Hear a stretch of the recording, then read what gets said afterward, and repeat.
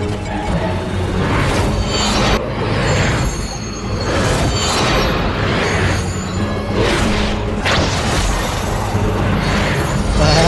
Sobat Asis Film, gimana kabar kalian hari ini? Semoga tetap sehat ya, karena musim sekarang banyak orang yang kelihatan sehat namun hati dan perasaannya terluka. Oke, tetaplah enjoy untuk menjalani hidup dan jangan lupa untuk full senyum. Di video kali ini Mimin mencoba untuk ngebahas sebuah film seru yang dirilis tahun 2019. Ya, film ini berjudul The Legend of White Snake yang mengisahkan perjalanan gadis cantik yang baru menjalani kehidupan di alam dunia fana. Oke, sebelum masuk ke dalam videonya, Mimin ingatin jika konten ini full spoiler. Ya adalah, bagaimana kisah perjalanan dan endingnya? Untuk itu tak usah berlama-lama, langsung saja siapin kopi udutnya dan sama-sama 1, 2, 3, semongkoh.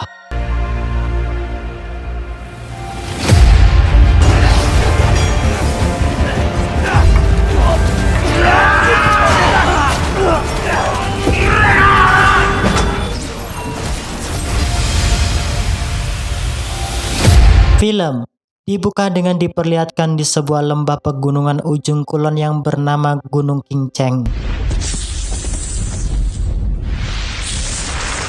Kita diperkenalkan akan sosok wanita cantik berparas sempurna. Ia bernama Bai Zuzhen.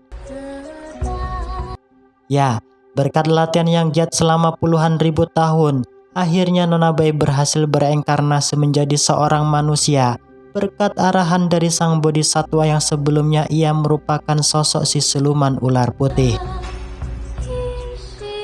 Karena masih kagok dan belum bisa berjalan secara sempurna, Nona Bai memanggil sahabatnya yang bernama Jingsong si siluman tupai untuk dapat membantu dirinya agar dapat berdiri.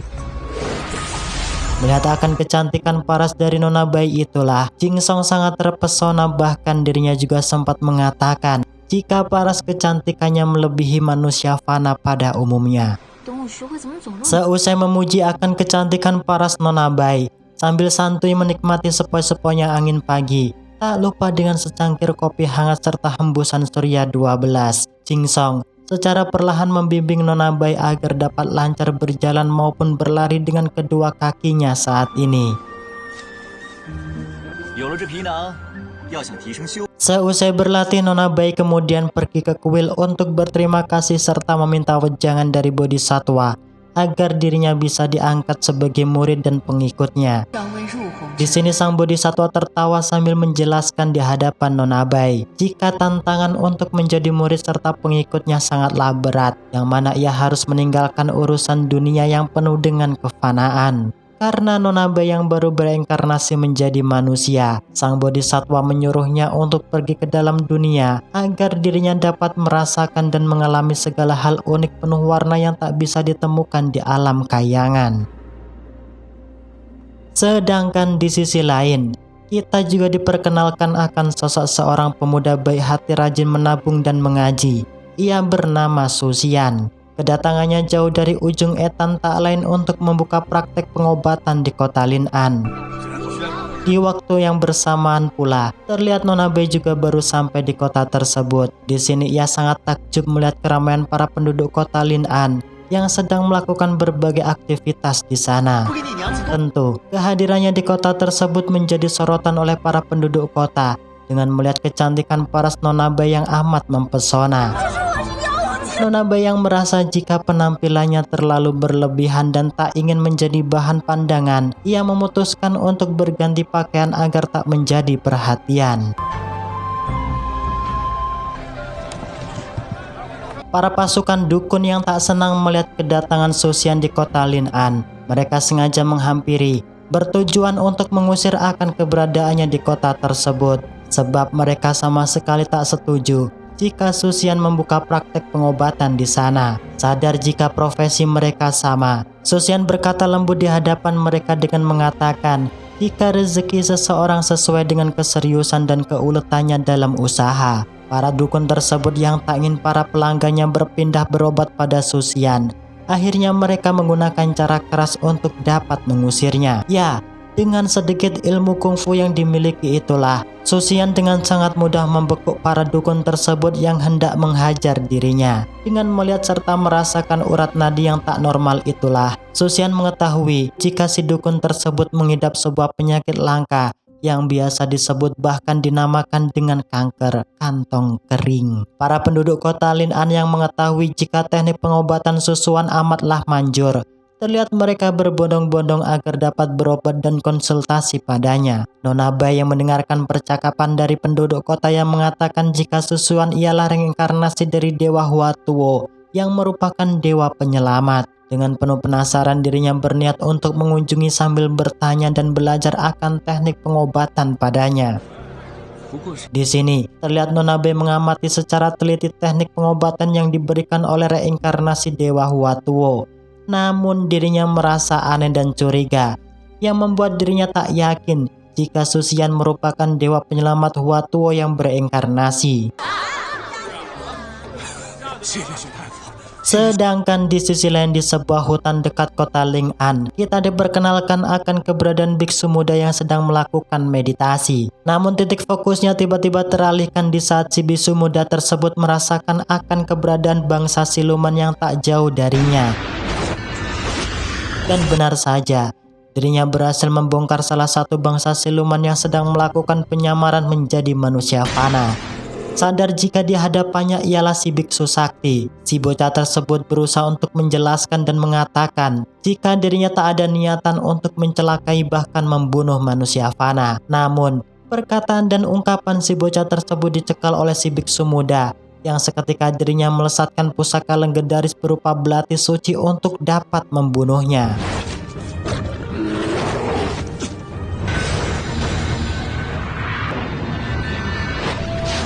Namun aksinya gagal ia lakukan untuk membunuh si siluman macan hutan tersebut, yang seketika ia terbangun dari meditasinya. Di sini, The Master of Shifu memberi arahan si tabib muda agar mempunyai hati nurani serta dapat membedakan mana yang benar-benar siluman dan bukan. Sebab tak hanya siluman yang dapat menjadi iblis, melainkan biksu juga sedemikian jika di dalam hatinya sangat berambisi besar untuk melakukan pembunuhan. Sang Master of Shifu yang tak ingin anak didiknya terseret di jalan yang tak benar, ia sengaja mewariskan kedua pusaka saktinya yang berupa mangkok emas ungu dan tongkat legendaris guna membantu dirinya untuk mengusir dan menangkap roh jahat maupun bangsa siluman. Mendengarkan akan wejangan tersebut, tentu si tabib muda Fahai saat ini akan lebih hati-hati untuk mengambil tindakan, serta tak akan tergesa-gesa untuk mengeksekusi mati membunuh para bangsa siluman yang dapat diarahkan agar menjadi lebih baik. Nona Bai Susian yang penasaran akan jati diri dan gerak-gerik seseorang yang tadi sempat membuat onar di hadapan para warga, dengan senyap inilah dirinya mencoba untuk mengikuti. Dan benar saja, itu hanyalah siasat Nona Ruye untuk membantu Susian agar praktek pengobatannya di kota Lin'an dapat segera terkenal demi mendapatkan uang yang banyak. Mendengarkan akan kenyataan tersebut tentu membuat Nona Bai Susian sangat kesal akan perbuatan yang dilakukan oleh mereka, yang mana Nona Bai Susian menilai jika mereka telah melakukan kebohongan dan patut untuk diberi pelajaran.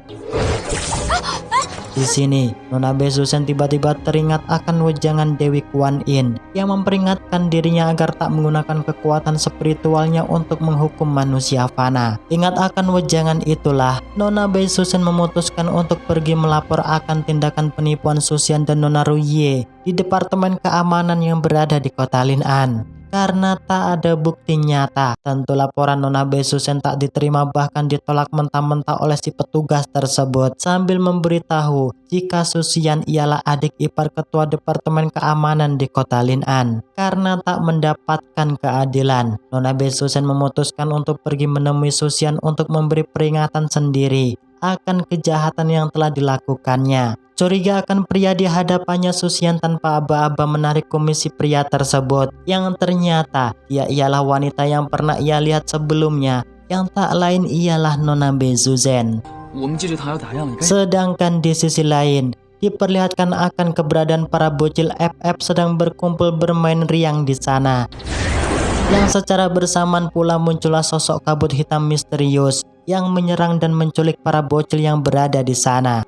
Sadar akan adanya aura siluman kuat pemakan darah, Nona Bezuzen berusaha untuk melakukan pelacakan untuk menemukan titik keberadaan si siluman tersebut.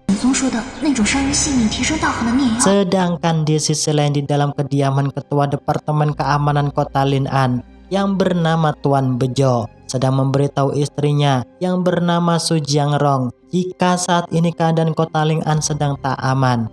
Sebab 2 hari terakhir tak sedikit banyaknya anak kecil menghilang dan tewas dalam keadaan yang mengenaskan. Di sini Tuan Bejo khawatir serta menduga jika kematian dan hilangnya anak di Kota Lin'an disebabkan adanya iblis maupun siluman yang jahat. Namun seketika perkataan Tuan Bejo dibantah oleh Susian, sebab dirinya sama sekali tak percaya akan adanya siluman. Menurut dirinya, siluman hanyalah cerita rakyat belaka. Seusainya, Su Jiangrong bertanya akan kondisi tetangganya yang bernama Nyonya Yu yang saat ini sedang dirawat oleh Susian. Susian mengatakan jika saat ini dirinya masih berusaha mengumpulkan dan mencari uang banyak untuk membeli obat herbal paling mujarab demi pengobatan dan kesembuhan Nyonya Yu. Tak lama dari perbincangan, Susian menanyakan keberadaan Cheng Sheng yang merupakan anak kandung Nyonya Yu pada kakaknya. Su Jiangrong memberitahu jika Cheng Sheng sedang bermain di luar bersama para anak yang lainnya. Namun, Susian sangat terkejut mendengarkan kenyataan tersebut sebab dirinya tak melihat akan keberadaan Cheng Sheng di luar.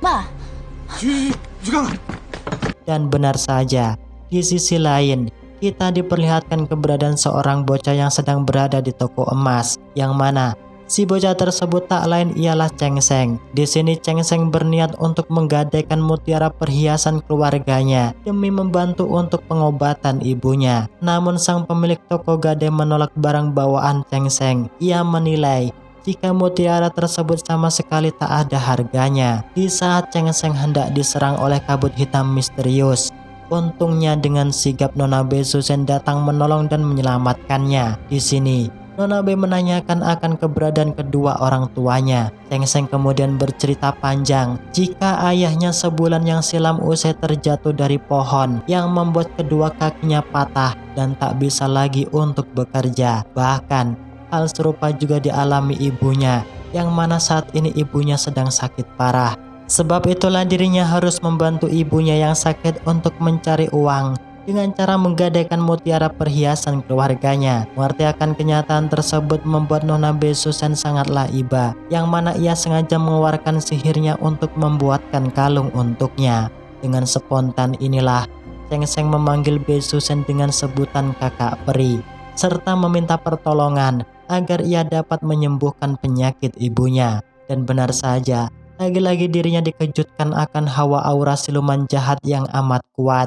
Di sini Bezuzen mengurungkan niatnya untuk menemui ibu Cheng Sheng yang sedang sakit, namun ia berjanji untuk kembali keesokan harinya. Di sini Cheng Sheng bercerita panjang jika dirinya usai bertemu dan ditolong oleh kakak peri. Bahkan si kakak peri juga menjanjikan akan mengobati sakit yang diderita oleh ibunya. Sedangkan di sisi lain, terlihat Nona Bezuzen masih melacak untuk menemukan keberadaan aura siluman buas yang sudah beberapa kali muncul dan menghilang. Di waktu yang sama, terlihat si tabib muda Fahai juga berada di Kota Lin'an. Di sini nampak jika pusaka tongkat saktinya merespon adanya energi siluman jahat. Melihat akan kehadiran sang tabib tentu membuat Nona Bezuzen sangat ketakutan, yang seketika ia pergi untuk menghindarinya. Tak berselang lama malam harinya, kita diperkenalkan akan jati diri sosok kabut hitam misterius yang ternyata ia merupakan si siluman kelabang betina yang telah berhasil melakukan pertapaan 3000 tahun lamanya. Ia bernama Baikin. Di sini terlihat Baikin si siluman kelabang jahat sangat kesal dengan si siluman ular putih Bezuzen yang selalu menggagalkan rencananya untuk menculik anak-anak di Kota Lin'an. Tak sebatas itu, ia juga menantang kehebatan dari si tabib muda Fahai jika si tabib tersebut berani macam-macam dengannya. Keesokan paginya, terlihat Cheng Sheng sedang menunggu kedatangan kakak peri yang telah berjanji akan datang untuk menyembuhkan ibunya yang sakit. Susian yang melihat Cheng Sheng penuh dengan harap dirinya berusaha menghibur sambil meyakinkan jika kakak peri yang ia maksud hanyalah mitos dari cerita rakyat yang tak patut untuk dipercayai. Namun tak disangka, di saat Cheng Sheng masuk ke dalam kamar, ia sangat terkejut melihat kehadiran kakak peri yang tiba-tiba datang begitu saja. Di sini, Bezuzen kemudian mengecek akan keadaan ibu Chengseng yang sedang sakit. Ternyata sakit yang dialami Nyonya Yu bukanlah sakit demam yang biasa dialami orang pada umumnya, melainkan ia terkena racun dari si siluman ular. Di waktu yang bersamaan inilah Su Xian datang masuk ke dalam kamar. Sadar akan hal tersebut, Chengseng seketika menarik tangan Bezuzen dan memperkenalkan di hadapan Su Xian jika dialah yang ia maksud sebagai kakak peri. Karena sebelumnya sudah bertemu, tentu mereka saling berdebat bahkan menyalahkan satu sama lain. Namun akhirnya mereka memutuskan untuk saling bekerja sama mencari ramuan obat mujarab untuk membantu menyembuhkan ibu Chengseng yang sedang sakit parah. Di sini Bezuzen bertanya akan lokasi terakhir yang dikunjungi ibunya sebelum sakit. Chengseng bercerita panjang jika ibunya pernah pergi mengunjungi kuil Dewa Nua yang terletak dekat Bukit Sili. Dan benar saja, di dalam kuil Dewi Nua terlihat beberapa siluman sedang meributkan akan keberadaan tetuanya. Yang tak lain tetua mereka ialah sosok siluman ular hijau yang sudah menjalani meditasi perubahan bentuk selama 500 tahun. Siluman itu bernama Xiaoxin. Di sini Xiaoxin sangat takjub melihat kedatangan Nona Bezuzen yang kecantikan parasnya melebihi dirinya. Mengerti akan hal tersebut, Xiaoxin dengan sangat pede menyambutnya dan menggoda Bezuzen. Karena tak memiliki waktu banyak, dengan nada sedikit kasar Bezuzen seketika langsung menuduh Xiaoxin jika dirinya lah pelaku yang telah meracuni Nyonya Yu. Sebab itulah ia memaksa Xiaoxin agar dapat segera memberikan penawar obat padanya. Tak ingin kalah, Xiaoxin bertransformasi mengubah bentuknya untuk menjadi ular hijau. Begitu halnya dengan Bezuzen, ia pun seketika mengubah bentuknya untuk menjadi ular putih agar dapat bisa melumpuhkan dan mengalahkan Xiaoxin.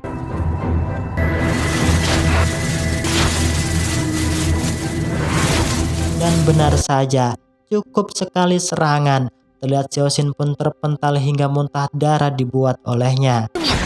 Bezuzen yang tersurut emosi, ia memutuskan untuk membunuh Xiaoxin. Tak ingin mati dengan sia-sia, Xiaoxin sang siluman ular hijau berusaha untuk menjelaskan akan kronologi yang sebenarnya terjadi, di mana pada saat itu dirinya sedang berpesta menikmati apel sesaji bersama para anak buahnya. Di waktu yang bersamaan itu juga, Nyonya Yu pun datang untuk melakukan ritual berdoa di dalam kuil. Namun seusainya berdoa, Nyonya Yu memakan apel sesaji sisa darinya, yang tentunya hal itulah yang membuat Nyonya Yu keracunan. Mendengarkan akan kebenaran tersebut, Bezuzen meminta maaf pada Xiaoxin atas tuduhannya, yang kemudian ia memohon untuk memberikan obat penawar racun untuknya. Dengan sedikit cengengesan, ia pun memberikan sebuah botol penawar racun pada Bezuzen agar ia dapat segera pergi dari hadapannya. Sedangkan di sisi lain, terlihat si biksu muda Fahai masih tetap mencari titik terang akan keberadaan bangsa siluman di kota Lin'an. Salah satu pedagang yang mengira jika biksu di hadapannya meminta sumbangan, dengan sangat dermawan ia memberikan kuah bakso plus pentolnya pada sang biksu. Yang kemudian ia menanyakan pada si penjual tersebut apakah ia pernah mendengarkan kejadian aneh di dalam kota Lin'an. Dengan spontan, si penjual menjawab jika 2 hari terakhir ia mendengar beberapa anak di kota Lin'an hilang secara misterius. Kebanyakan masyarakat menduga hal itu ialah perbuatan si kolong wewe yang sedang mencari tumbal. Di pertengahan jalan hendak menuju rumah Nyonya Yu, seketika langkah kaki Bezuzen terhenti sebab ia mencium aroma bau darah yang amat kuat, yang mana aroma tersebut sangat mirip dengan aroma bau setan yang beberapa kali menghilang, yang ternyata aroma tersebut berasal dari botol obat penawar yang sengaja dicampur darah iblis oleh Xiaoxin. Bezuzen yang sadar dan tak ingin aroma tersebut mengundang kedatangan si tabib muda Fahai yang berusaha untuk menetralisir obat penawar tersebut. Namun hal naas dialami oleh Bezuzen. Dalam mode terdesak inilah, untungnya Nona Bezuzen dapat kabur dari kejaran sang tabib muda dengan mengeluarkan ajian Rogo Kusumo.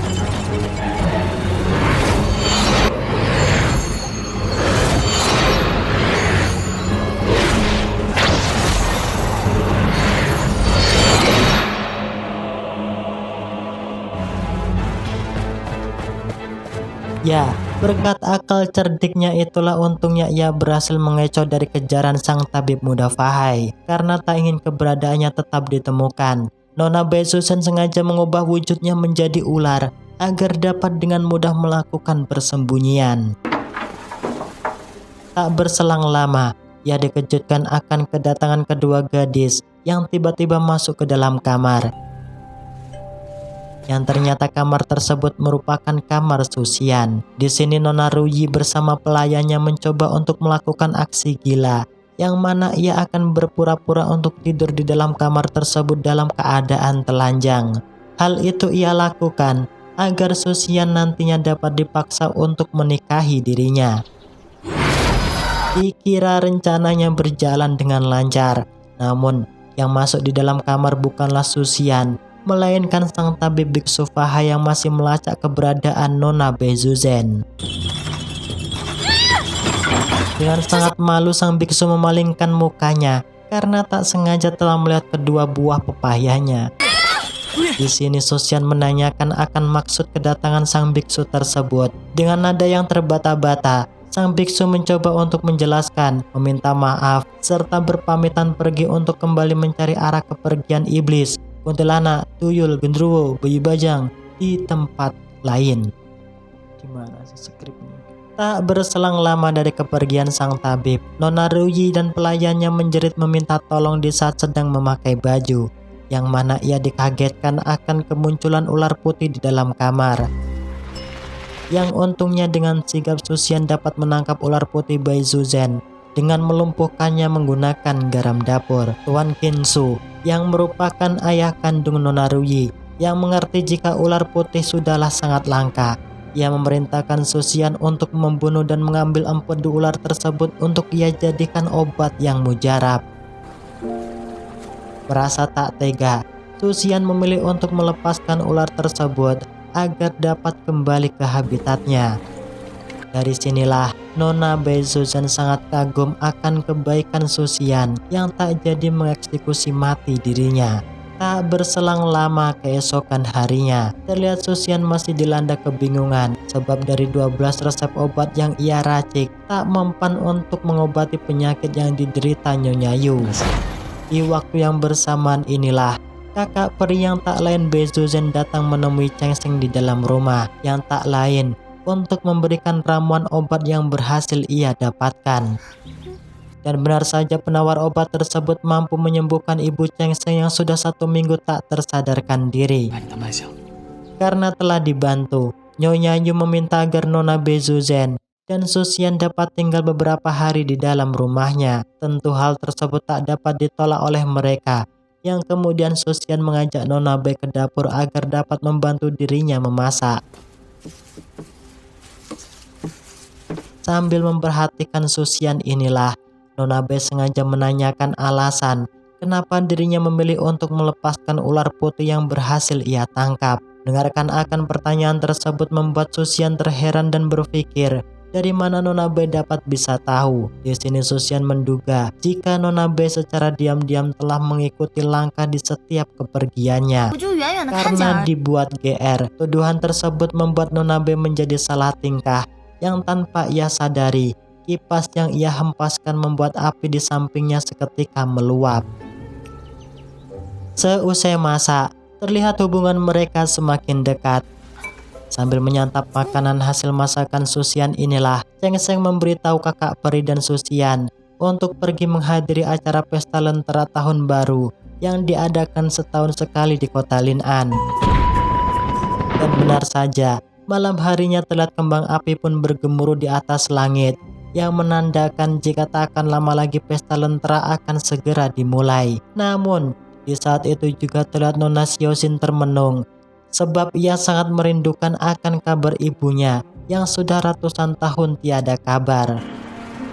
Karena kopi hitam memabukkan yang ia minum telah habis, ia memanggil sang pelayan untuk dapat menghantarkan wedang kopi kembali. Tak hanya menghantarkan kopi memabukkan, sang pelayan juga menawarkan hidangan khas kedainya yang berupa sate daging ular. Mendengarkan penawaran tersebut dengan spontan Nona Xiaoxin sangat marah yang seketika berubah menjadi wujud aslinya. Di sisi lain, sang biksu muda Fahai juga dikejutkan akan reaksi pusaka tongkat saktinya yang berputar, menunjukkan arah akan keberadaan sang siluman. Ya, karena kekuatan yang tak imbang inilah, melihat Nona Xiaoxin tak berdaya melawan kehebatan sang biksu Fahai. Yang untungnya di saat terdesak, dirinya berhasil diselamatkan oleh Nona Beizuzhen. Di saat hendak melakukan pengejaran, sang biksu muda Fahai seketika ingat akan wejangan gurunya agar tak gegabah dalam mengambil tindakan dan mengeksekusi mati setiap bangsa siluman. Tak berselang lama keesokan harinya, terlihat Nona Beizuzhen dengan sangat riang menikmati akan keramaian pesta obor di kota Lin'an. Di sini juga terlihat Nona Bei bertemu dengan Nona Ruye yang bersamaan sedang memilih baju di toko yang sama. Melihat jika baju pilihan Nona Ruye pas dengan warna kulitnya, Nona Bei pun mengikuti gaya dan memilih baju yang sama dengannya. Sedangkan di toko baju yang lain juga terlihat si siluman kelabang berada di sana, yang tak lain ia berencana untuk menculik para anak-anak yang berada di kota Lin'an dengan cara memberikan hadiah secara cuma-cuma pada beberapa anak yang telah menghampiri tokonya. Tak berselang lama dari kejadian tersebut, terlihat si tabib muda Fahai tetap terus melakukan pencarian agar dapat menangkap bangsa siluman iblis yang telah melarikan diri sebelumnya. Karena aksinya tak ingin gagal, si siluman bangsa iblis mulai mengacaukan acara pesta obor di kota Lin'an yang membuat para warga penduduk kota lari berhamburan. Dan di saat itulah secara tak sengaja, Suxian bertemu Beizuzhen di saat dirinya sedang mencari keberadaan Nona Ruye.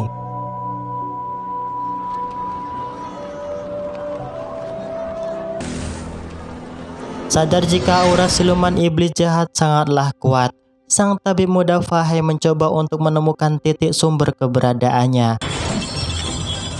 Di sini juga terlihat Suxian berusaha untuk memberi pertolongan pertama kepada para warga kota yang terluka. Begitu halnya dengan Nona Bai, ia juga turut membantu kesulitan yang dialami Suxian.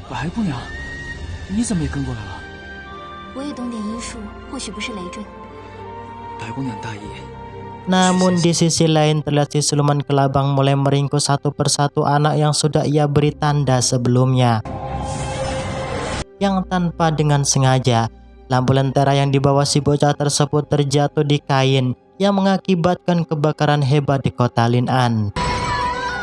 Melihat adanya ledakan, Suxian mengorbankan dirinya untuk melindungi Nona Bai.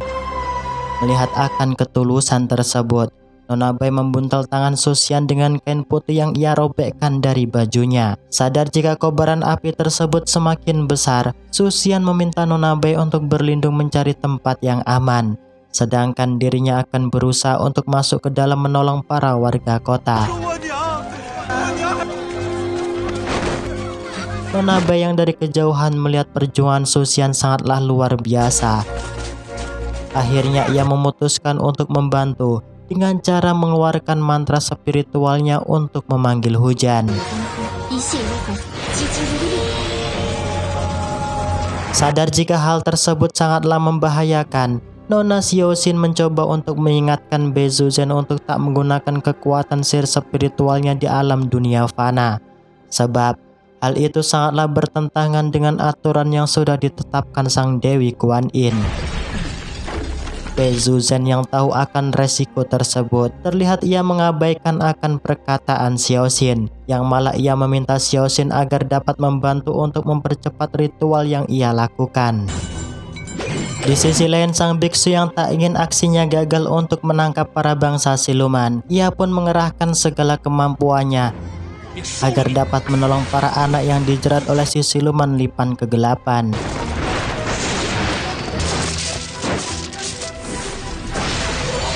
Namun kesulitan Nona Bai tak cukup sampai di situ, karena di waktu yang bersamaan pusaka tongkat sakti biksu Fahai melesat menyerang dirinya. Yang untungnya Nona Xiaoxin dapat mengalihkan perhatian pusaka tongkat sang biksu Fahai, bertujuan agar Nona Bai dapat segera menyelesaikan ritualnya. Merasa kewalahan, Nona Xiaoxin yang tak ingin tewas, ia memutuskan untuk mengeluarkan inti kekuatan spiritual agar dapat mengimbangi keampuhan pusaka tongkat si biksu Fahai. Sadar akan hal tersebut, Nona B juga mengorbankan sedikit darahnya guna mempercepat ritual yang ia lakukan.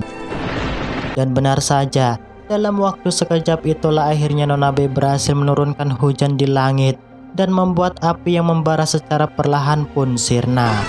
Ya, meskipun Nona Xiaoxin mengeluarkan inti kekuatan silumannya, namun kekuatan yang ia miliki tetap tak cukup kuat untuk menahan serangan pusaka tongkat biksu Fahai, yang tentunya membuat dirinya berulang kali mengalami desakan.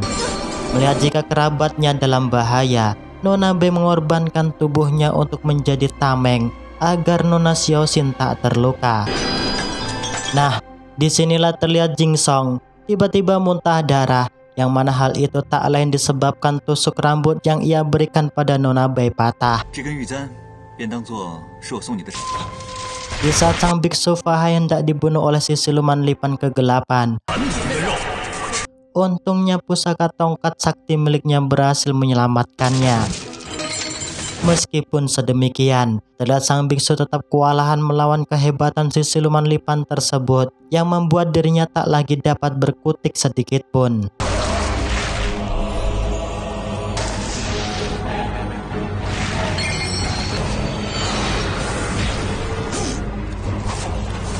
Tak berselang lama keesokan harinya, terlihat Susian kembali menghampiri kakaknya yang tak lain Tuan Bejo untuk meminta bantuan agar dapat menemukan Nona B Zuzhen. Dengan melihat kekacauan yang terjadi semalam di kota Lin'an, Tuan Bejo tentu saat ini tak dapat membantu Susian, sebab dirinya harus pergi mencari titik keberadaan anak-anak yang masih menghilang.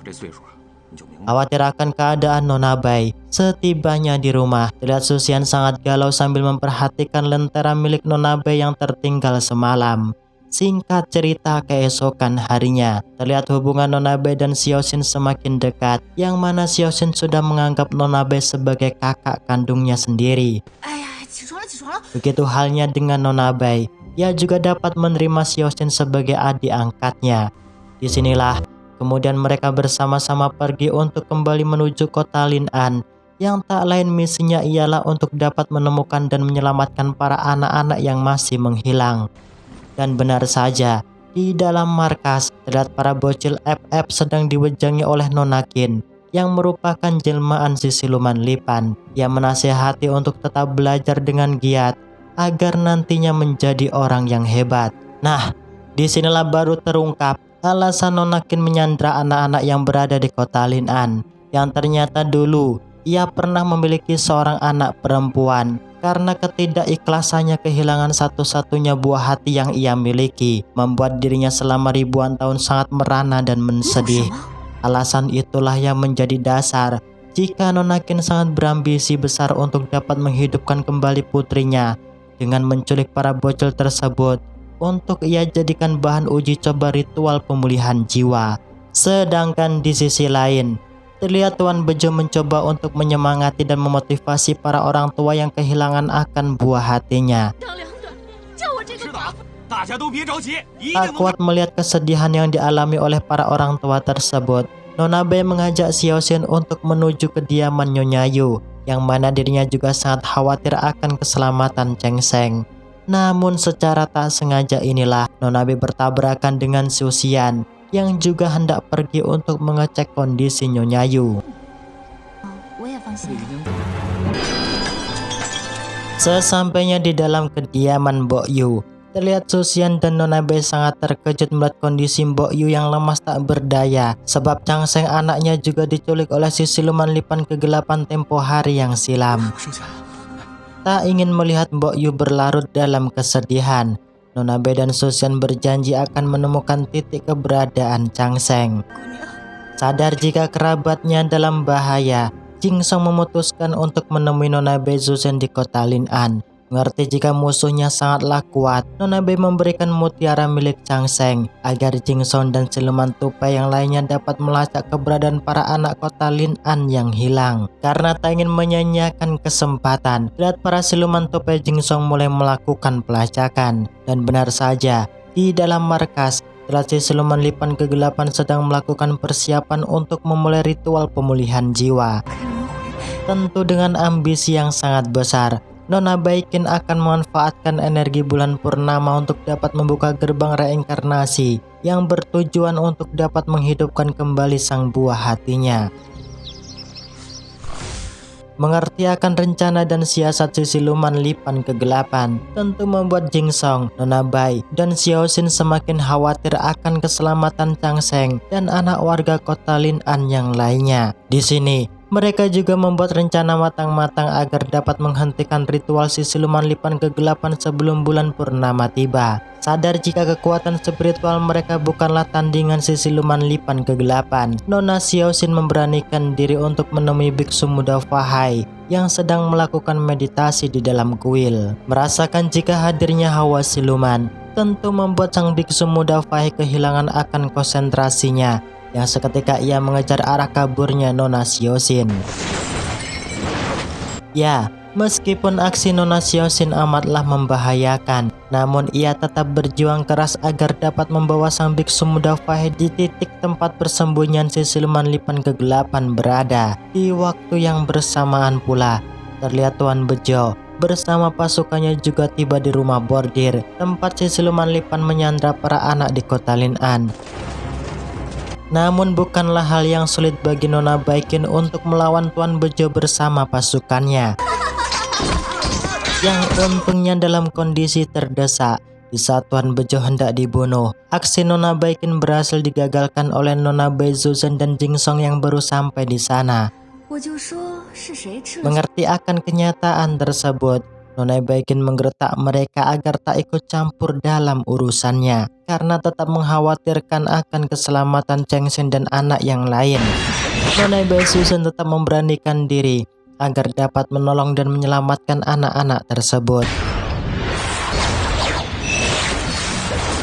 Ya, karena berbeda tingkatan kultivasi, tentu Nona Bai dibuat tak berdaya melawan kehebatan Nona Baikin.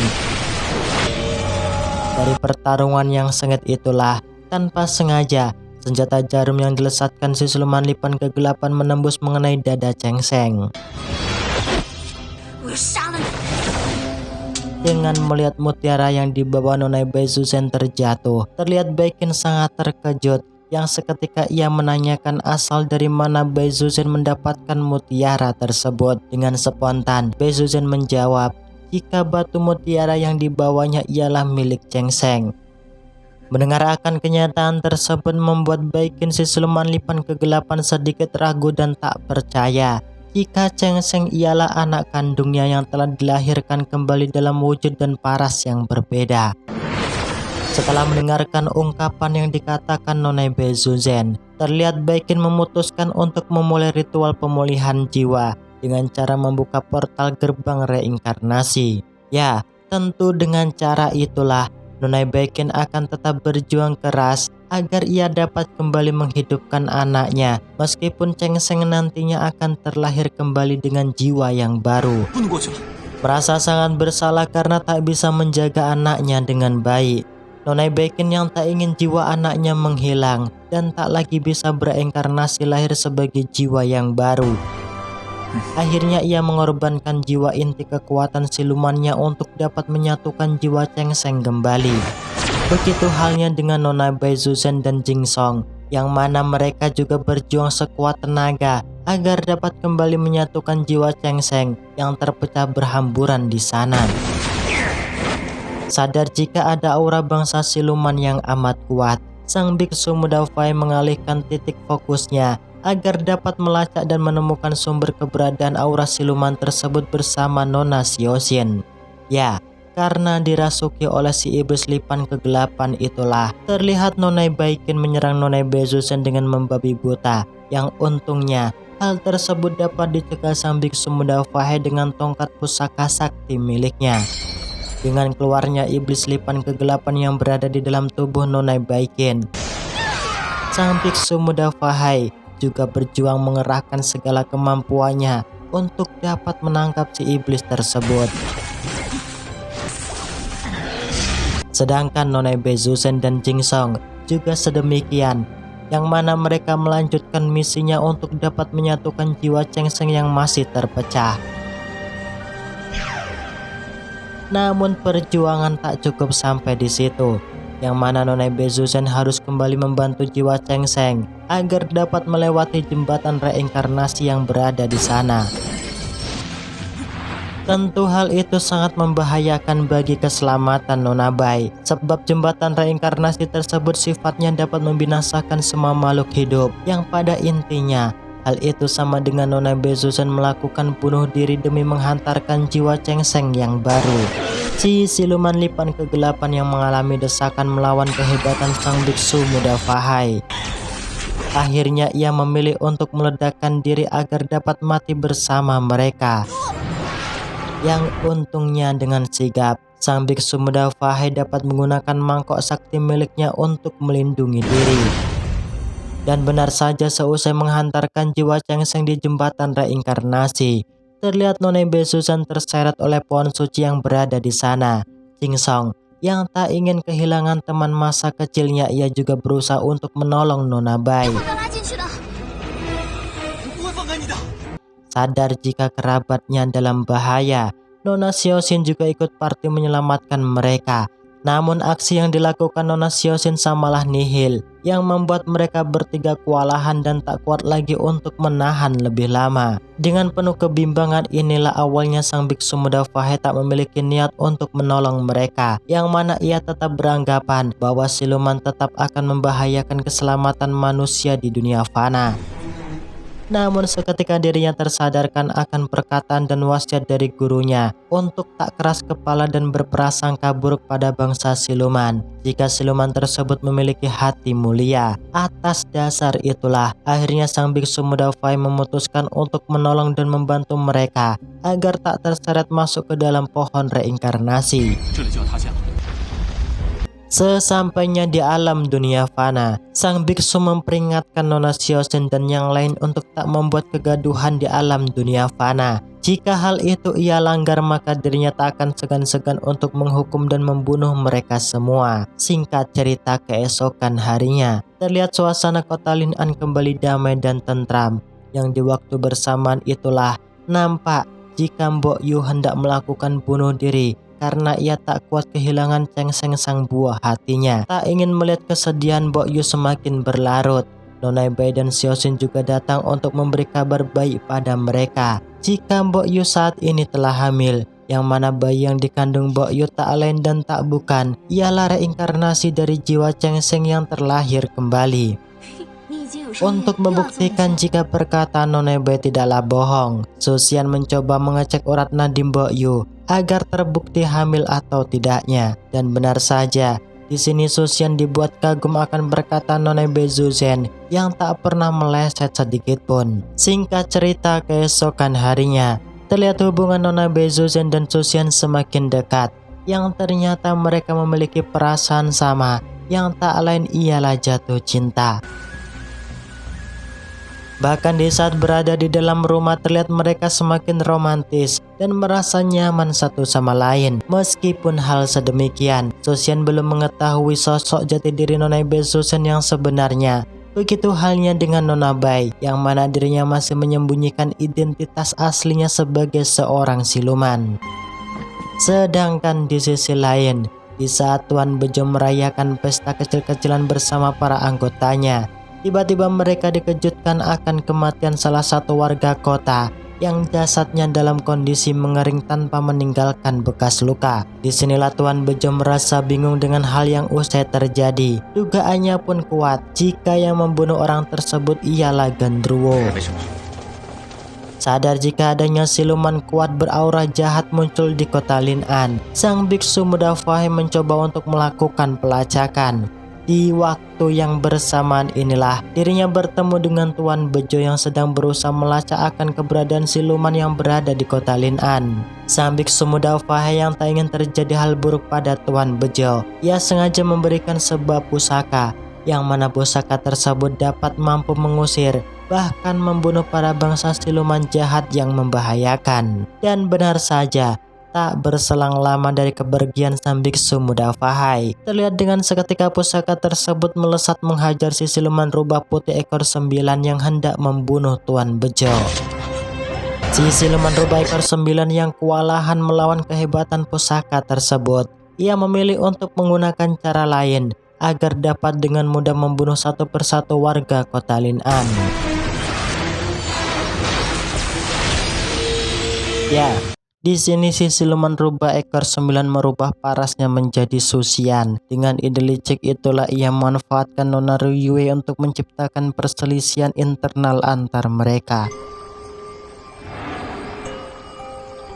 Dan benar saja, terlihat rencana yang ia lakukan nampaknya berjalan dengan mulus, yang membuat Nona Xiaoxin dan Jing Song sangat marah atas tindakan Susian yang selama ini hanya mempermainkan perasaan Nona Beizhuzen. Karena tak ada bukti nyata, tentu laporan dari Nona Xiaoxin tak membuat percaya Beizhuzen, sebab beberapa hari terakhir dirinya selalu bersama Susian. Curiga akan dalang di balik semua itu. Nona Bai mencoba untuk mencari tahu akan kebenarannya karena tetap tak terima atas perlakuan Susian. Esok harinya, terlihat Xiaoxin dan para kerabatnya mencoba untuk memberi pelajaran dengan menjebak Susian agar jatuh tenggelam di lautan.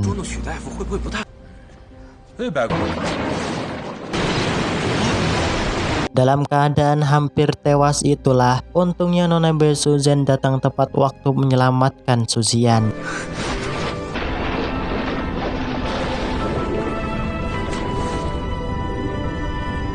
Mengerti jika hal tersebut ulah Xiaoxin dan Jing Song, membuat Nona Bai sangat marah. Di sini Nona Bai menyuruh mereka untuk pergi agar tak lagi mengganggu dirinya kembali. Merasa cemburu melihat hubungan Nona Bai dan Susian semakin dekat, Jing Song yang dari awal ternyata menaruh perasaan cinta pada Nona Bai, ia sengaja berkongsi bekerja sama dengan si siluman rubah ekor 9 dengan menyuruhnya untuk dapat membunuh Susian. Tak hanya itu, Jing Song juga memperingatkan si siluman rubah untuk tak macam-macam bertindak ceroboh mencelakai Nona Bai.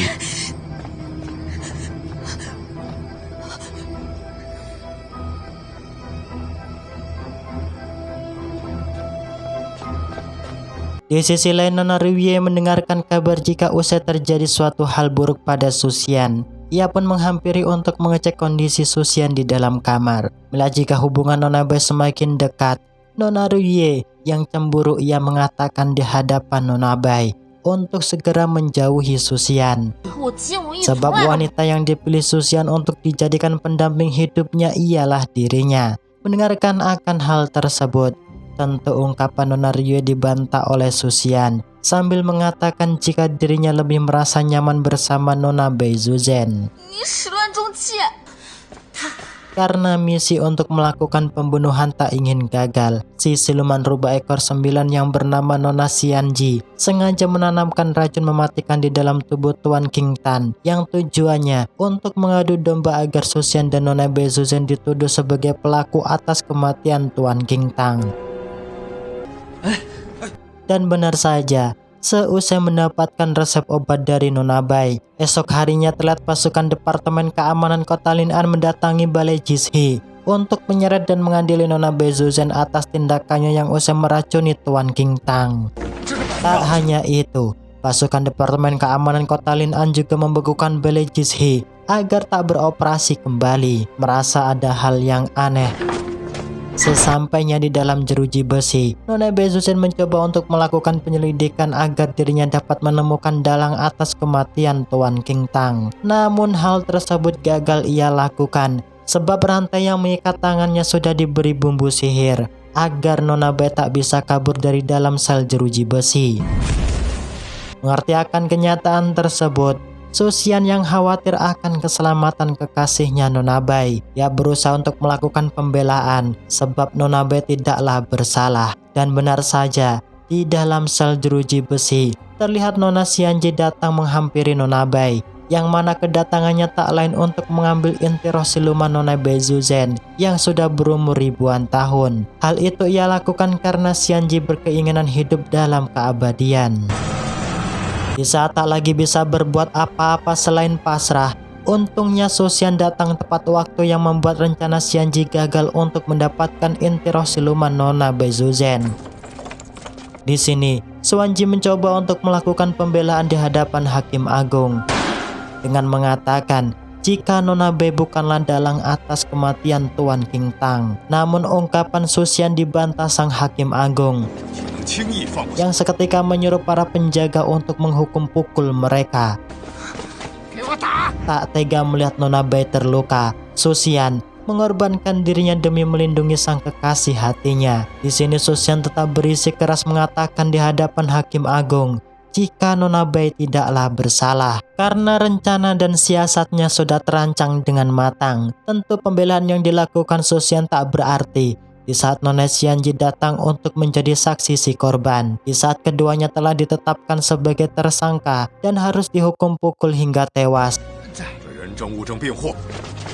Untungnya tindakan tersebut berhasil dicegah Nona Xiaoxin dari kejauhan. Curiga akan gerak-gerik yang dilakukan Xianji. Dengan senyap, Nona Xiaoxin mencoba untuk menyelidikinya. Hakim Agung yang menilai tindakan pembelaan Susian terhadap Nona Bai tak masuk akal. Sang Hakim Agung memutuskan hukuman mati pada Susian karena dianggap berkongsi dengan Nona Bai Zuzen. Di sini terlihat Susian dihajar habis-habisan oleh para petugas hingga pingsan tak berdaya. Nona Bai yang khawatir akan kondisi Susian di dalam sel tahanan. Malam harinya dengan ditemani Tuan Bejo, ia diperbolehkan untuk menjenguk Susian. Dan benar saja, di dalam sel tahanan terlihat Susian hampir dibunuh oleh orang suruhan sang Hakim Agung, yang untungnya tindakan tersebut berhasil diketahui oleh Nona Bai Zuzen. Sadar jika rencananya gagal, sang ajudan melaporkan akan kenyataan yang sebenarnya di hadapan Tuan Hakim Agung jika orang suruhannya telah gagal membunuh Susian. Tuan Yansu yang mengerti jika Nona Bai lah yang telah menggagalkan rencananya, ia menyuruh sang ajudan untuk segera mungkin meringkus Nona Bai Zuzen.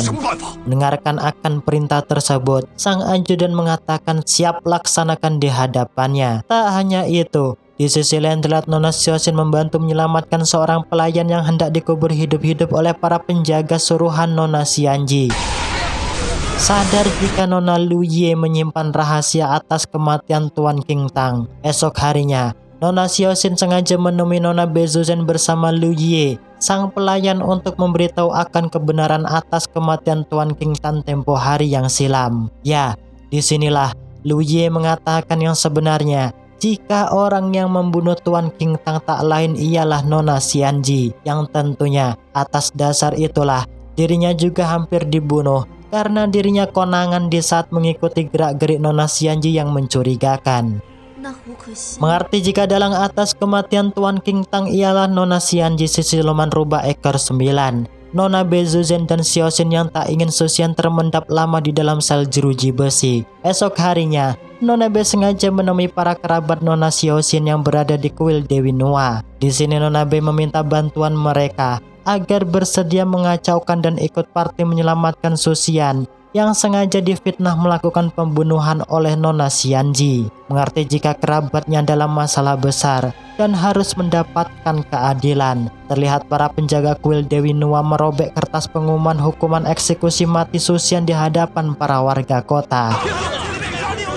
Para petugas yang tak terima akan perlakuan keempat orang tersebut, mereka pun berusaha untuk meringkusnya. Namun hal itu nihil mereka lakukan, yang membuat para petugas di sana terjungkil balik kewalahan melawannya.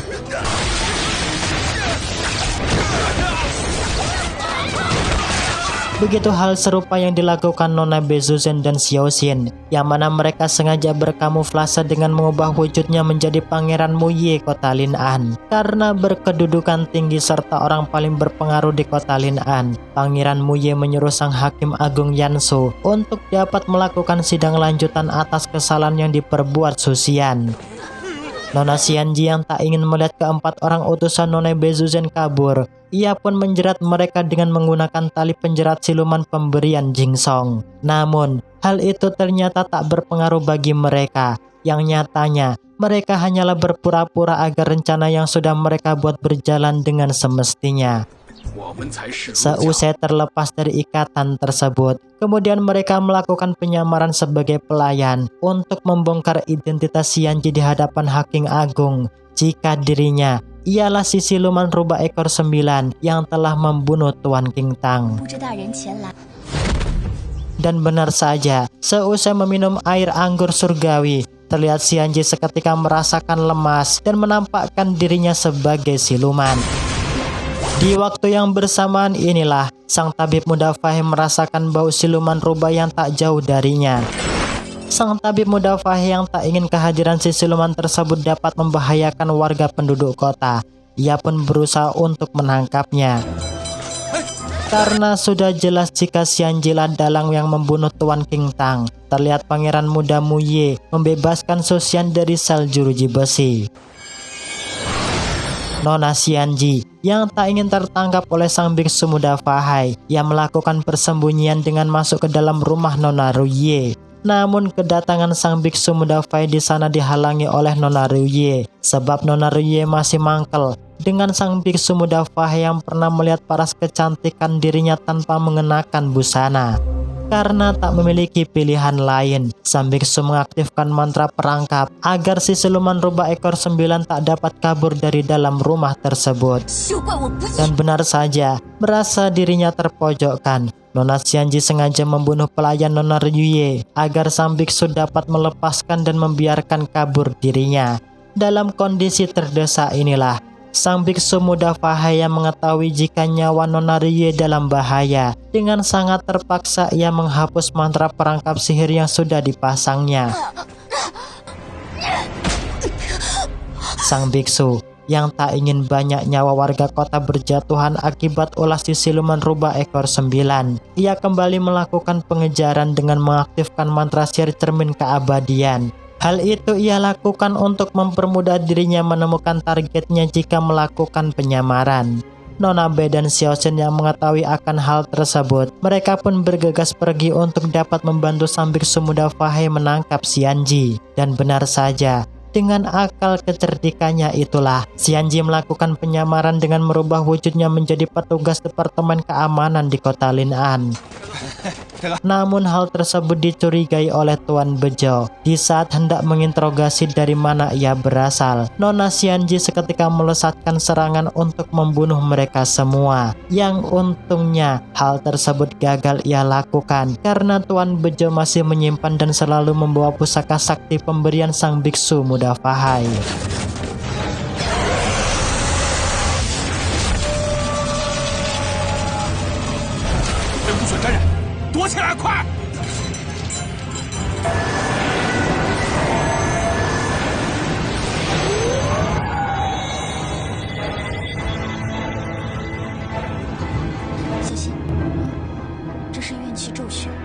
由怨念和杀念所化，草木沾染会枯萎。